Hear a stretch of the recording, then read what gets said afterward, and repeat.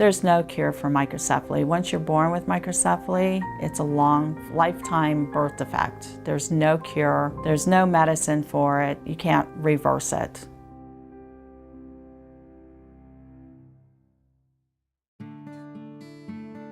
With the recent outbreak of Zika virus in South America and its possible links to microcephaly making headlines, Lisa Colte and her son Daryl are packaging up donations to send to affected families. For the microcephaly kids, they need them. Why did you decide to do it? Because after they've been through, it's really difficult. He wants to help the mothers and help the children, and I think that's very special, and we want to help him serve that purpose. Babies born with microcephaly have smaller heads than average and can experience incomplete brain development. Daryl was born with the condition 19 years ago, and the recent news coverage has started his family wondering what might have caused it. I remember first hearing about it, I think early December. I seen an article and I was like, wait a second, what is this? Because I've never heard microcephaly in any news stories. I was like, what is this? And I started reading, I said, oh my God. I remember my mom saying, they never really found a reason why Daryl was like this. They ran tests on Daryl, couldn't find out what caused the microcephaly. It's always been a mystery. There is suspicious about the Zika virus. When I was pregnant with Daryl, I got bit several times, didn't think anything of it. I did develop a rash on top of my feet. I felt ill, a little ill. Microcephaly's always been in the dark, and with the Zika virus, the possible link, we keep track of it. It could be a possibility that's how Daryl got his birth defect and might have an answer. Daryl didn't speak for the first 7 years of his life, expressing himself through biting, kicking and screaming.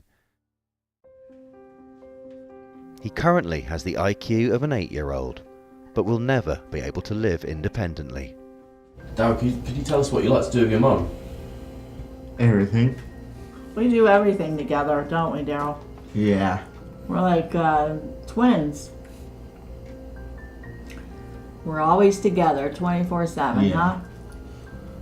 Is there anything you find tough? Everything's tough. Everything. He's a true fighter. He's a tough cookie.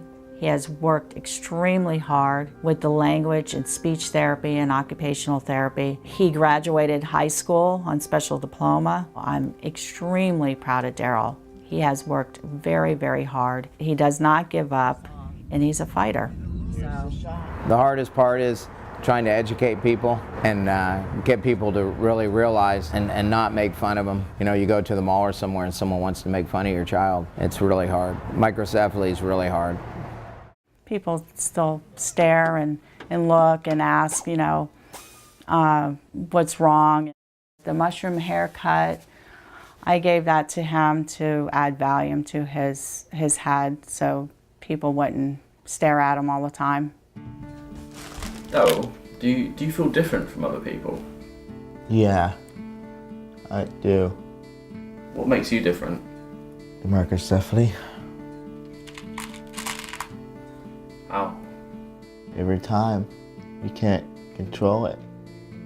You try and try. Only way you make yourself happy is songs or jewelry. That's all it takes. Can you tell us about the concentration it takes to do this, Daryl? Oh, it takes hours and hours and hours to do it. You gotta have practice if you want to do jewelry. Now, the family has launched an online appeal to raise awareness of microcephaly and to help Daryl continue his charitable donations. Daryl really loves to help people, and we feel that this is his purpose in life. With the microcephaly, the Zika, whatever, get money, that's all it takes.